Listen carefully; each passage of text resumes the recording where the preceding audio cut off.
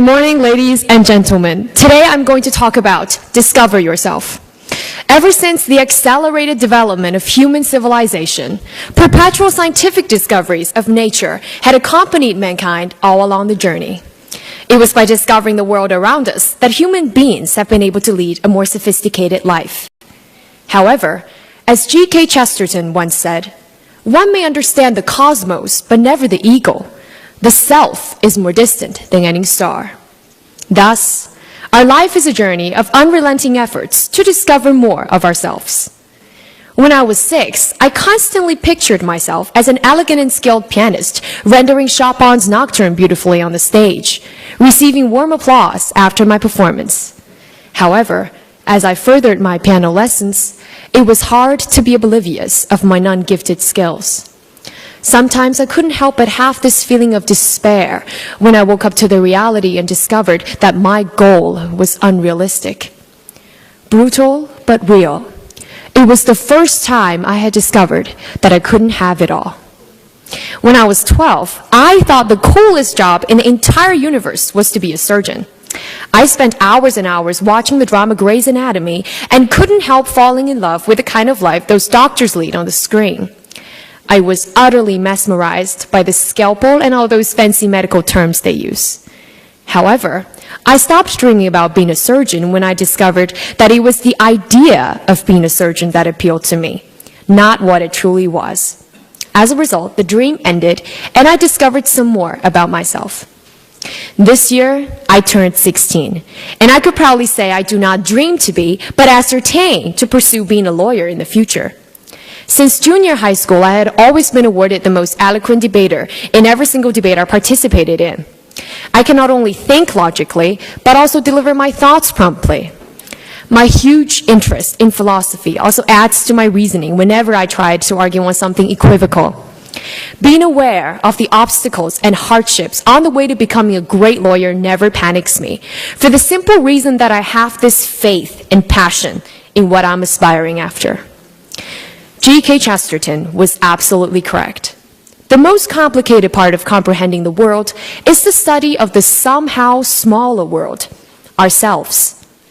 I've subsequently realized that growing up is the process of discovering ourselves. We get to know what we truly are and become who we dream to be. As we shape ourselves and as we shape our lives, we gradually become more aware of our limits and potentials and consequently learn to adjust to what's out there. And by that, ladies and gentlemen, I'm proud to say that I have discovered part of myself, still discovering today, and definitely a lot more in the future. I will always keep this embedded in my heart. Things do not change. We do. And that's all. Thank you. Thank you very much. Now, here is our topic for impromptu speech. It is kind of challengeable. Nowadays, many students fall in love in high school. Do you support this behavior? And will such love relationships last long? And is it good for students' future development? Your idea, please? Okay, thank you very much. First of all, I would like to say that this is a rather prevalent phenomenon these days. We could see that a lot of students around me are having this kind of young puppy love. And I think it's utterly normal for them because I can understand why they do this. They're trying to seek recognition from the other sex instead of from academic success. However, I am utterly against it because I think it's utterly detrimental to our future development and also it will never last long. First of all is that we can understand that we're still rather immature psychologically at this current stage. And the most important thing for love is that we cannot actually thoroughly understand what love is. And for the most important part is that I could see students around me having puppy love as simply messing around, seeking pleasure instead of making commitments. And because of this kind of flimsy aptitude, I think all they could do is to mess around. And that's why puppy love dies in the blink of an eye. And for example, I could see Mary would be dating David on the first day of November. However, 2 days later, she's kissing Tom on the other side of campus. And that's very normal these days. And secondly, I think it's because for puppy love, it's very detrimental to our future development because at this particular stage of our time, what we should do is to allocate our valuable time to studying and participating in extracurricular activities in order to go to a wonderful college in the future. And time is scarce. Because of that, I think it was Shakespeare who once said, love is blind. And a lot of young students sort of lost themselves in this procedure, and that is very, very costly. And so, in conclusion, I would like to view this problem from the view of economics. When we're making rational choices, we should consider the marginal benefit and marginal cost of a particular problem. And in the case of puppy love, I see the marginal cost exceeds the marginal benefit a lot. And that is the reason why I think this is something that should not be approbated. And for the case of those people who are thinking that true love might be lost through this way, I would say that true love can wait. Because if not, it will not be true love at all. And we'll have nothing to lose. And that's the reason why I have this kind of opinion. Thank you.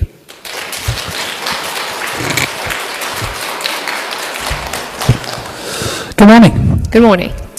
My question has to do with faith and passion. Okay. In your speech, you say that at various times in your life, you had the faith and the passion for a specific career, as you saw at that time. What makes now different? You feel that the way you want to go professionally is to be a great lawyer. But young people nowadays tend to have a thought one day to be this, and the next day to be that. So what makes now different from the way you were before? Okay, thank you very much. I think the reason why I choose to be a lawyer in the future, I choose to pursue this career, is different from choosing to become a pianist and a surgeon, is because there was one time that I think this kind of career is the one that best fits me. I am a sort of a debater in my early days, and I have this kind of technique in order to pursue this career. And that is the practical reason why I think this is why that this career is best fits me. And secondly is because personally I have watched a movie called A Time to Kill, and it was about a case of where a black girl got raped, and the only lawyer who stepped forward to fight for her is a white lawyer, and the whole process is very complicated. But what I see from that story is that I'm very interested in human rights, and I want to argue for those people who have their rights trampled and their freedom stealed away. And if I could be that lawyer, although sometimes I may have to go against my will and argue for a murderer, a raper, a criminal, I will always remember that I have taken an oath, that I have to do this job, and this is my obligation. And I think because of these reasons, I have this passion because I love this job, and I have the technique because I'm a debater and speaker in public situations, and that is why I think this is different from the other choices. That's all. Thank you. Good morning. Good morning. If love can be measured in its economic benefits and its economic disadvantages, is that actually love? And what is love? Okay. Thank you for your question first. I think love is something that cannot be really measured quantifiably. But the reason why I brought up the terminology in economics is because it first jumps to my mind when I think about making rational choices. And love is something that makes us become irrational. And that is the reason why I apply these two terminologies. But I think to answer your question of what love is, personally, I would say that viewing from my parents' view and also looking at different cases around me and from novels and films and movies, I think love is about commitment. It's responsibility instead of just love at first sight. Because if you believe in love at first sight, you should believe that it will be gone in an instantly away. And because of that, I think love is something that should be taken at heart. It's not just physical attraction, because at one day it will die out. But what makes love goes on forever, is this kind of responsibility that we have to shoulder on our shoulder. And it's something that we should not be just given away instantly. And that is what I think is love. That's all. Thank you.